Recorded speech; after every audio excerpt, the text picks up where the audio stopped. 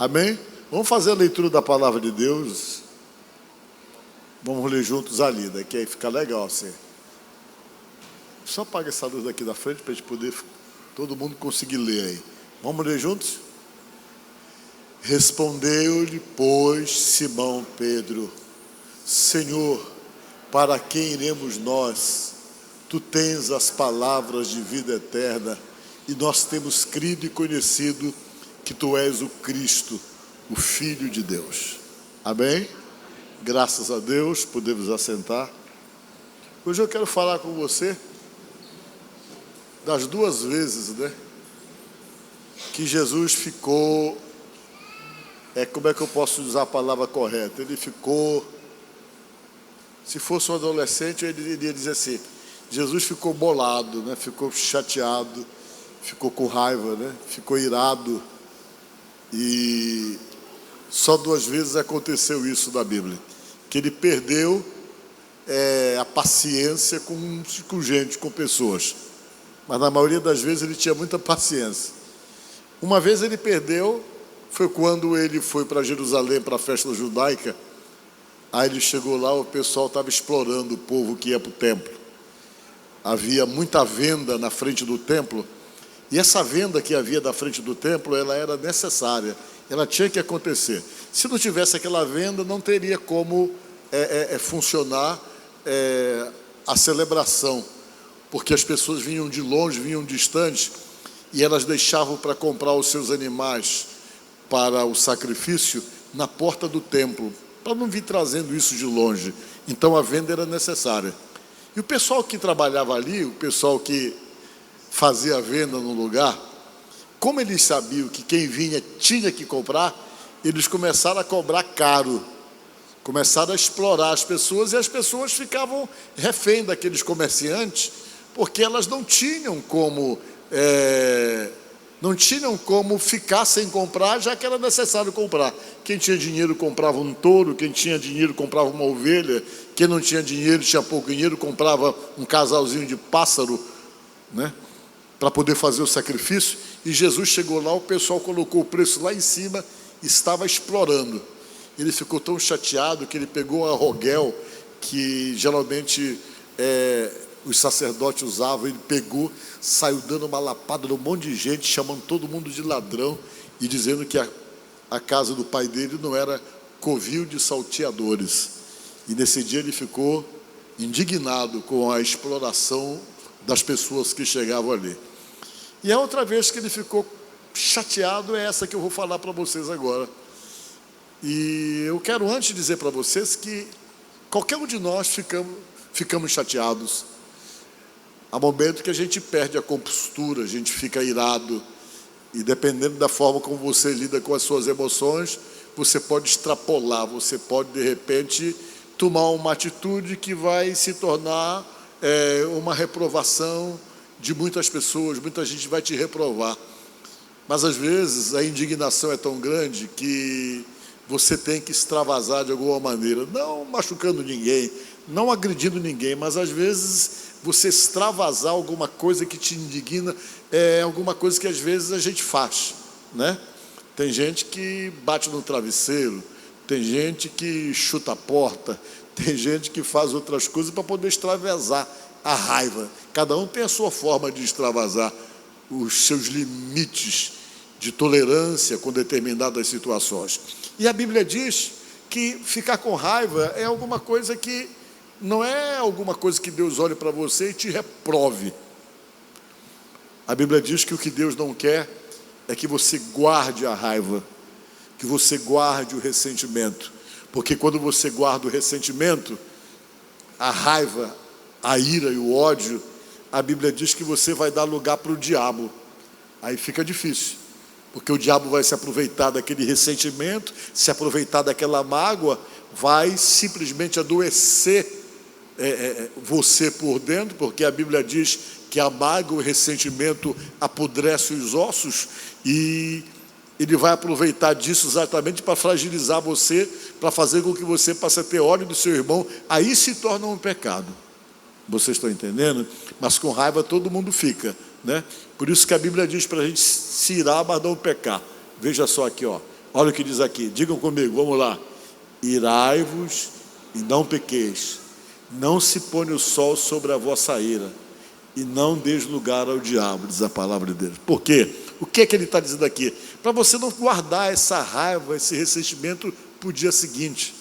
Que você, se você realmente implodiu aqui na sua indignação, que isso aconteça aqui e que amanhã você já acorde sendo no seu estado normal de serenidade. Vocês estão entendendo? Aí a Bíblia diz que quando você fica com raiva aqui, que você guarda para amanhã, para depois da manhã, já vira mágoa, já vira ressentimento, aí você pecou por conta disso. Então, às vezes que Jesus se indignou, foi no momento, exatamente, por situações que deixaram ele muito chateado pelo que aconteceu. Vejam bem, o Senhor Jesus estava vivendo os seus últimos momentos. Ele sabia que ele estava próximo de ser entregue na mão dos homens e morrer. E ele estava tão consciente disso, que ele estava evitando ir para Jerusalém, porque já havia em Jerusalém grupos de religiosos que se articulavam para tentar ver uma forma de poder eliminá-lo, de poder matá-lo antes do tempo. E por conta disso, ele acabou juntando muita gente na Galileia. Ele estava na Galileia e havia um trânsito muito grande de pessoas que se vinham de todas as regiões ali de Israel. As pessoas iam para Jerusalém, porque Jerusalém era o lugar da adoração, era o lugar para onde eles iam para fazer os seus sacrifícios em favor dos seus pecados. Eles iam para poder fazer parte da cerimônia, que eles faziam isso anualmente, pedindo pecado para Deus. E naquela época o pecado só era perdoado só era encoberto através do sacrifício de animais. Antes de Jesus, ninguém tinha o pecado perdoado, as pessoas tinham os seus pecados encobertos, através então das cerimônias que eram feitas do sangue dos animais. Não servia para apagar pecados, mas servia para encobrir os pecados, diz a palavra de Deus. E havia um trânsito muito grande de pessoas viajando para Jerusalém. E Jesus estava ali, vendo que estava aquele movimento todo, ele resolveu fazer uma reunião com as pessoas que sabiam quem ele era, e nesse dia ele reuniu mais de 5.000 pessoas, numa reunião que demorou 3 dias. Durante 3 dias ele ficou conversando com as pessoas ali, e no final dos 3 dias, daquele seminário, podemos dizer assim, ele despediu as pessoas, mas antes de despedir, ele percebeu que as pessoas estavam com fome, porque geralmente esse trânsito que as pessoas faziam, elas faziam se alimentando de pão e de peixe. Elas assavam o peixe, e depois que o peixe é assado, elas guardavam no recipiente, levavam pão, e durante a trajetória que eles iam a pé, eles iam comendo no meio do caminho, e geralmente para poder chegar em Jerusalém. E no final Jesus percebeu que o pessoal parou ali 3 dias, praticamente comeram tudo aquilo que precisavam para poder se alimentar ao longo do caminho. E diz a palavra que ele resolveu fazer um milagre, e esse milagre que nós chamamos do milagre da multiplicação, que ele procurou saber. Tinha um garoto que tinha 5 pães e 2 peixes, o menino veio e ofereceu para ele os 5 pães e 2 peixes, e diz a palavra de Deus que ele abençoou, multiplicou e deu de comer para todo mundo que estava ali. E naquele dia comeram 5.000 homens. Se nós formos contar que sempre numa reunião tem mais mulher e criança também, muitas vezes, se acredita que naquele dia, na multiplicação, ele conseguiu dar de comer mais ou menos para umas 10 a 15.000 pessoas, que se calcula. E quando ele fez aquele milagre, para não deixar as pessoas irem para os seus caminhos, de fato, e podendo desmaiar de fome no meio do caminho, ele fez aquela multiplicação. Diz a palavra de Deus que ainda sobrou 12 cestos de pães. E quando ele acabou de operar aquele milagre, o povo ficou impressionado. As pessoas que estavam ali ficaram dominadas por uma empolgação tão grande, que o pessoal que estava ali começou a dizer: olha, gente, vamos logo aclamá-lo como rei aqui. Nós vamos aclamá-lo como rei. Vamos aproveitar esse momento aqui e colocar ele nas costas, aclamá-lo como nosso rei. porque estava todo mundo ali insatisfeito com o sistema do lugar, o sistema político. Todo mundo era dominado pelos romanos. Os romanos tinham colocado um rei testa de ferro chamado Herodes, que era um título que eles colocaram lá, que praticamente não mandava nada, era somente para ver se acalmava o povo judeu.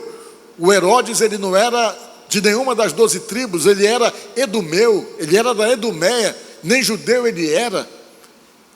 E o povo judeu sabia que nas tradições dele, quem poderia assumir o trono tinha que ser alguém que pertencesse exatamente à descendência de Davi.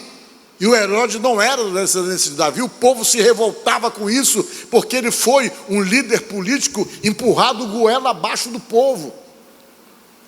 Ele não tinha exatamente legalidade para poder ser rei. E o povo estava extremamente satisfeito, querendo um rei que tivesse de fato a descendência. E eles sabiam que Jesus era descendente de Davi, eles queriam colocar Jesus como rei.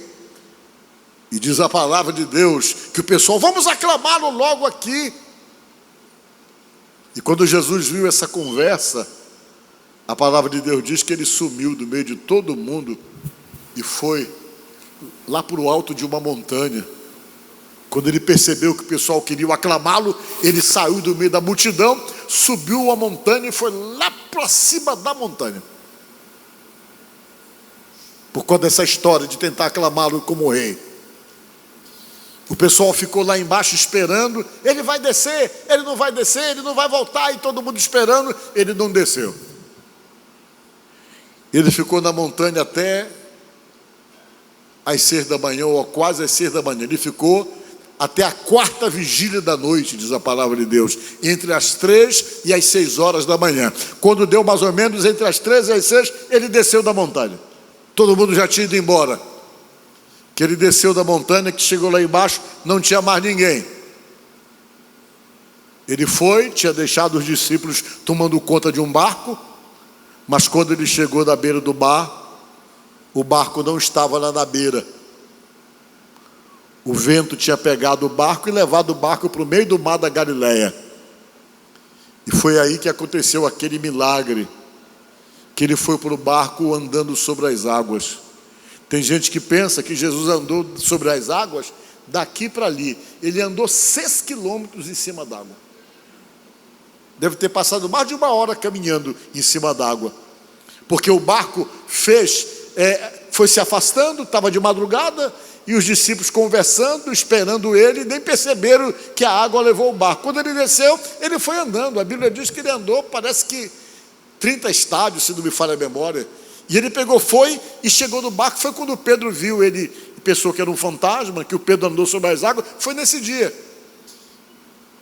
O Pedro ainda andou um pouquinho, mas afundou por falta de fé. Jesus ajudou ele a ir para o barco. Aí Jesus disse, vão para o outro lado do mar da Galileia. Vamos lá para o outro lado oriental. E os discípulos pegaram aquele barco e saíram e foram para o outro lado.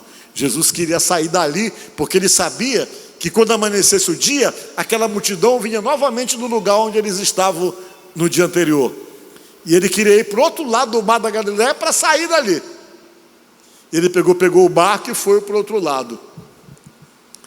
Quando ele está lá do outro lado, a multidão chegou. Não demorou muito, lá vem a multidão. Eles deram a volta, que na verdade o mar da Galileia é um lago, o lago de Genezaré. Tem 16 quilômetros de largura, é um lago bem grande, que eles chamam de mar da Galileia. E eles deram a volta, e quando eles deram a volta, encontraram Jesus já do outro lado. Aquela multidão atrás de Jesus. Quando eles viram Jesus, Senhor, poxa, a gente estava te procurando, a gente não te achava. Nós fomos lá do lugar anterior, te procurar lá no lugar onde nós presenciamos aquele milagre extraordinário e não te achamos e viemos para cá e aqui nós te achamos. Todo mundo alegre. Só que não estava alegre era Jesus. Ele estava sério, reticente, parado, e o pessoal na maior empolgação com ele. A gente estava atrás do Senhor, a gente estava lhe procurando, a gente não conseguia lhe achar. Jesus eu sei porque é que vocês estão me procurando. Vocês estão me procurando, sabe por quê? Porque vocês ontem comeram do pão e comeram do peixe, e hoje vocês vieram aqui para comer pão e comer peixe de novo. É isso que vocês estão atrás. É isso que vocês estão querendo. Mas olha, eu vou dizer uma coisa para vocês. Eu acho que isso aí é João 14, eu não me lembro se é 6. Eu vou dizer uma coisa para vocês, disse Jesus. Trabalhai, não só pela comida que perece, mas por aquela que subsiste para a vida eterna. Diga glória a Deus.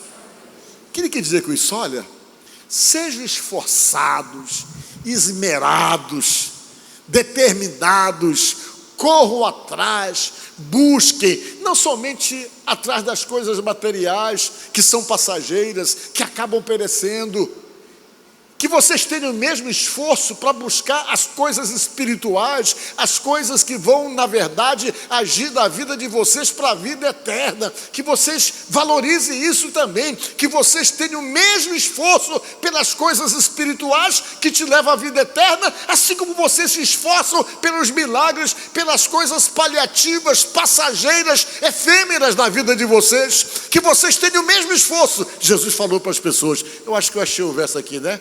Responderam Jesus: na verdade vos digo que vocês me procuram não porque vistes sinais, mas comestes dos pães e vos fartastes. Ele falou, é por isso que vocês estão me procurando, vocês querem milagre. Aí foi que ele falou aquela palavra, trabalhar e não só pela comida. Aí Jesus veio e disse essas palavras aqui, olha, trabalhem, se esforcem, não só pela comida que perece, por aquilo que vocês comem hoje e vão precisar amanhã de novo, mas pela comida que subsiste para a vida eterna, a qual o Filho do Homem vos dará, porque Deus o Pai o confirmou com o seu selo. Diga glória a Deus. Por que ele falou confirmou com o selo? Porque o selo sempre dá a autenticidade a qualquer coisa. Ele queria dizer, olha, eu sou a pessoa selada, a pessoa que é realmente selada pelo Pai, a autêntica, o Cristo verdadeiro, que pode dar para vocês exatamente aquilo que vocês precisam em termos espirituais. Eu sou selado, eu sou autêntico, eu não sou uma mentira, eu sou o Filho de Deus, eu fui enviado exatamente para poder dar para vocês a oportunidade de vida eterna. Mas vocês só se interessam e só se esforçam pelos bens materiais, por aquilo que é interesse material de vocês, e eu peço para vocês se esforçarem por aquilo que é para a vida eterna. O pessoal parou, eles não estavam gostando muito dessa conversa, porque eles, muitas vezes, como a maioria de todos nós queremos milagres, queremos sinais, queremos coisas que nos beneficiem somente para vivermos nessa vida. Às vezes nós vivemos a nossa vida como se nós nunca fôssemos morrer. Durante todo o trajeto da nossa vida, a gente sempre está se preparando para viver, mas a gente às vezes nunca se prepara para morrer. Quando a gente sabe que a morte é uma realidade da vida de qualquer um de nós, e baseado pela palavra de Deus, as coisas não acabam quando o teu coração parar de bater, quando o teu cérebro parar de funcionar. Não pense você que tudo vai acabar para você, porque baseado pela palavra de Deus, aí você começa de fato a viver aquilo que nós chamamos de vida eterna. E para viver essa vida eterna, é preciso se esforçar pelas coisas que não perecem, mas que têm poder sobre nós para nos dar a vida eterna. Diga glória a Deus. E ele chegou, ele estava parado, não estava muito feliz não. O pessoal lá, nós viemos aqui e tal. Vocês estão atrás de comer, gente. Vocês querem milagre de novo. Só que eu não vou operar milagre nenhum. Se vocês vierem atrás de mim por causa de milagre, esses milagres não vão acontecer. O pessoal lá, aí ele começou a falar, olha, o pai de vocês comeu do maná do deserto e eles voltaram a ter fome. Eles tiveram fome novamente. Mas eu tenho um pão para dar para vocês, disse Jesus. o pão que eu tenho para dar para vocês é melhor do que aquele pão que vocês comeram no dia que eu multipliquei, porque o pão que eu tenho para dar para vocês vai saciar vocês para a vida eterna, nunca mais vocês vão ter fome. Jesus falou para o pessoal: mas que história é essa que esse camarada está falando? Aquela multidão na pé dele, o que é que ele está falando? Ninguém está entendendo. Aí nesse dia, em vez de operar milagre, ele começou a pregar sobre vida eterna. Amém? Vida eterna. Irmãos, o maior milagre que acontece na vida de uma pessoa é a mudança e a transformação. O milagre que aconteceu na vida do Pedro, que o transformou, o milagre que aconteceu na vida do intelectual, apóstolo São Paulo, foi o milagre da transformação. E esse é o grande projeto de Deus, trabalhar na vida da gente as transformações que nós precisamos, nos dar consciência da vida espiritual, porque nós, como seres humanos, nós estamos muito atrelados a esse mundo físico, a esse mundo realmente real, dessa dimensão que nós estamos vivendo. Mas nessa dimensão que nós vivemos, nós somos preparados para vivermos a nossa vida espiritual numa dimensão diferente, que fala a própria palavra de Deus, que falou Jesus incansavelmente.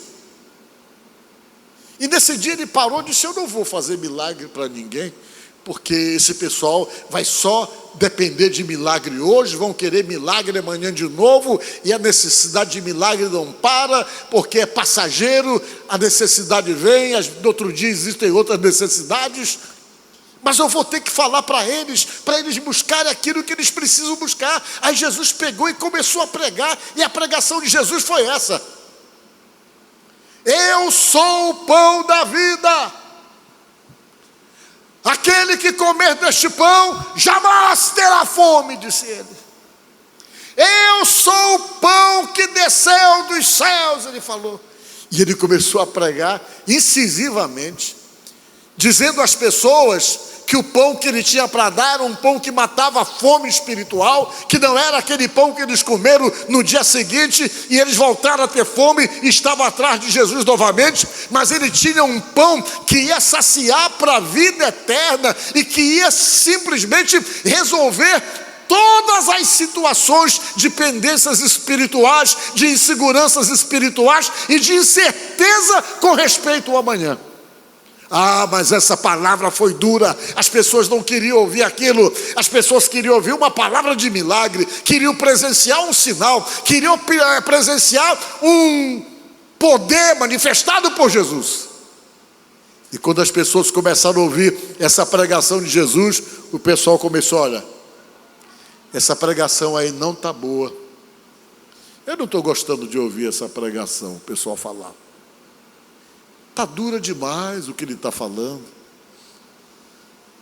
E sabe o que diz a Bíblia? Todo mundo começou a ir embora. As pessoas: não, eu não vou ouvir isso aí não. Essa pregação está dura. O pessoal saía e começava a voltar. Começaram a sair. Todo mundo foi saindo.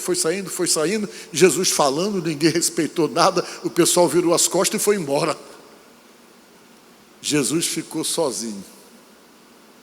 Só ficou ele e os discípulos.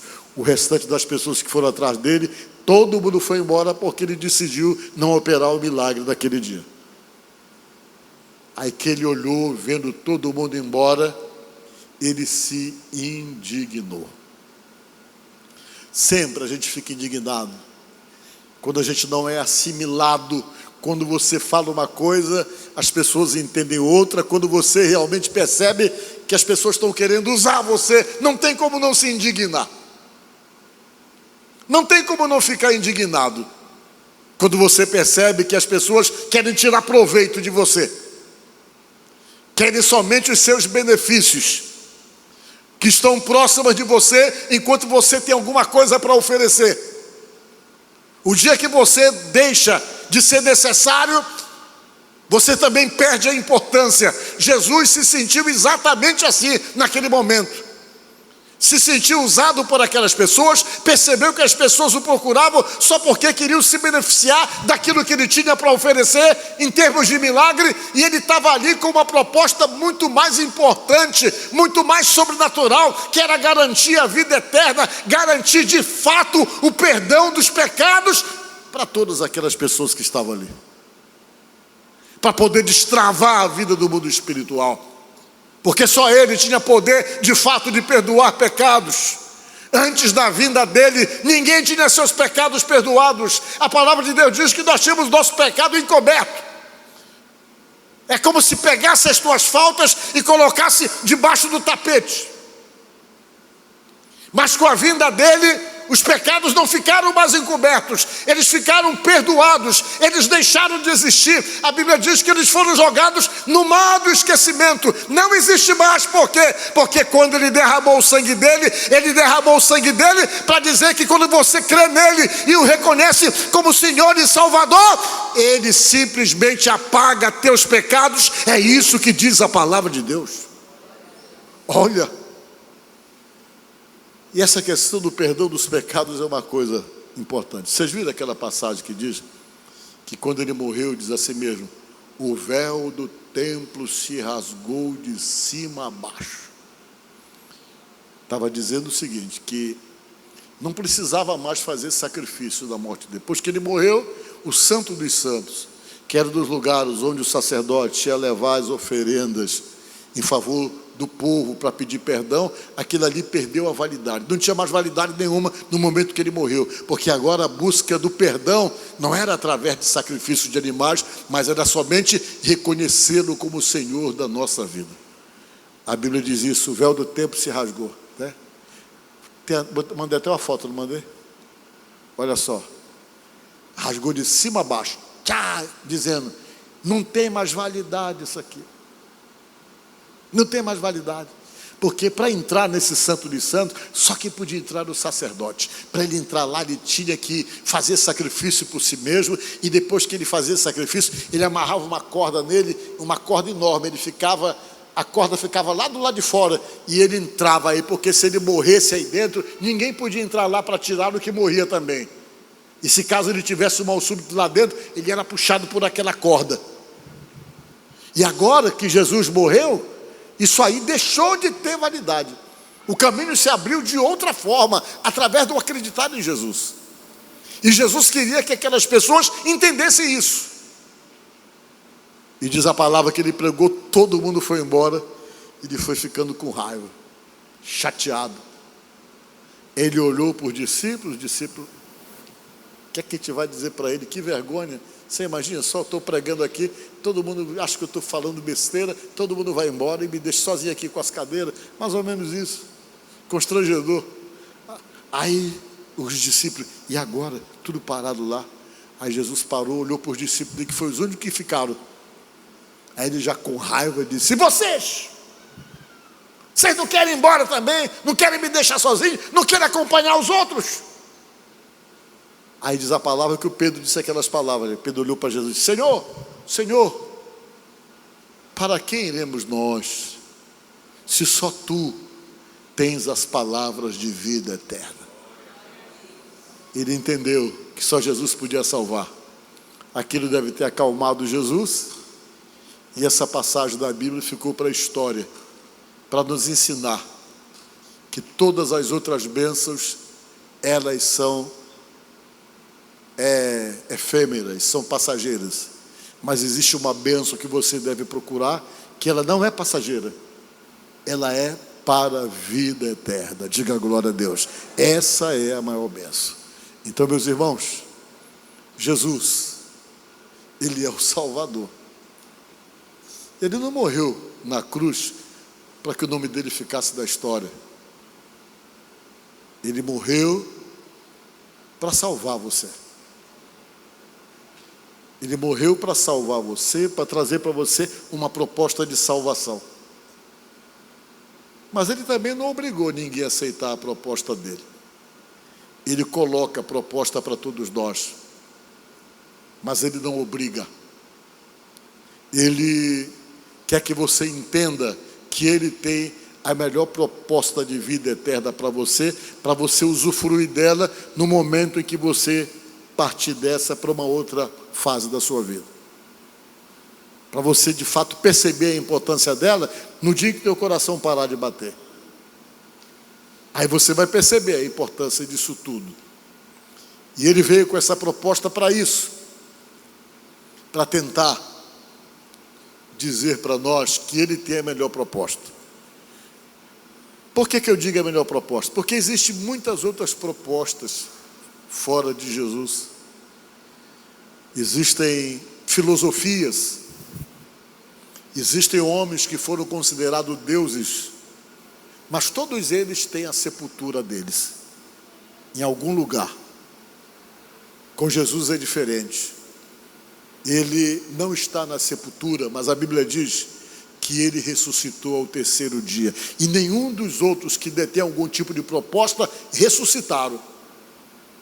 Mas ele comprovadamente ressuscitou para dizer para nós que quando nós aceitamos a proposta dele, nós ressuscitaremos também no último dia. Diga glória a Deus. Essa é a melhor proposta que a gente tem conhecimento. E Jesus, ele não entra na vida da gente desrespeitando você. Ele não toma de assalto a sua vida. Ele não desrespeita você. Ele não te atropela. Ou atropela os teus direitos, o direito de poder escolher e de poder decidir por você mesmo. Ele não faz isso. A palavra de Deus diz que ele bate na porta para poder entrar. Essa porta só abre por dentro, só quem pode abrir é você. E se ele bate na porta, é porque ele é educado. Ele entra na vida de uma pessoa, se essa pessoa abrir a porta. Eis que estou à porta e bato. Se alguém ouvir a minha voz e abrir a porta, entrarei em sua casa e cearei com ele e ele comigo, disse Jesus. Então a gente que tem que abrir a porta. Então nesta noite, eu digo para vocês, não existe salvação em nenhum outro que não seja o Senhor Jesus. E esse Jesus que é Salvador, esse Jesus que nos salva, é o Jesus que tem poder sim para curar, tem poder sim para arrumar a nossa vida, tem poder sim para colocar muitas vezes cada coisa no seu devido lugar, com respeito aos nossos desencontros, com respeito às pendências da nossa própria vida. E quando você se aproxima dele, ele começa exatamente esse processo de conquista, te abençoando e te mostrando que ele é Deus e que ele pode sim fazer muita coisa importante na tua vida, coisas que muitas vezes você não tem poder de fazer e coisas que ninguém pode fazer por você, ele pode fazer. A Bíblia diz que ele é Deus, que ele é socorro bem presente nas nossas aflições, diz a palavra, que o nosso Deus é assim, ele é o próprio Deus. A Bíblia diz que se você for até ele, você que está cansado, sobrecarregado e oprimido, que ele tem poder de aliviar as tuas cargas. De repente você está aqui nesta noite e está um pouco cansado, a sua vida está no limite da sua canseira emocional, não digo nem canseira física, porque canseira física a gente resolve dormindo bem, uma boa noite de descanso, mas são aquelas canseiras da alma, que você já acorda cansado, sem motivação, desanimado, porque são tantas pressões sobre a sua vida, um monte de coisas que você não consegue resolver, pendências que fogem do seu controle, situações que você se sente totalmente incapaz ou impotente para poder resolver. Às vezes a nossa vida está assim, totalmente sem rumo, sem sabermos o que fazer. Eu digo para você que esse Jesus Cristo, que é Senhor, que é Salvador, ele também é socorro bem presente nessas horas de aflições, e ele mesmo diz para nós irmos até ele, porque ele tem alívio para nos dar. A palavra de Deus diz isso.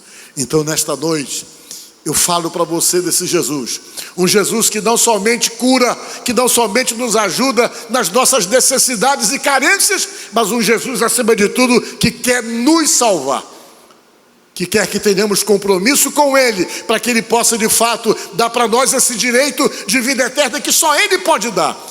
E na medida em que você se envolve com ele e se aprofunda nessa vida, nesse relacionamento com ele, você começa a presenciar o sobrenatural dele na sua vida.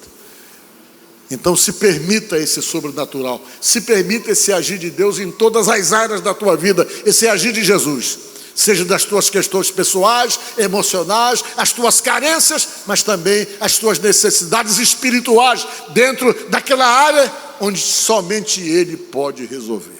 Amém? Então pensa nisso, e que Deus abençoe você e ajude você, e que Jesus, acima de tudo, se manifeste para você e mostre para você, através da manifestação dele em tua vida, que Ele é tudo aquilo que talvez você esteja precisando nesse momento da tua vida. Amém? Que Deus te abençoe.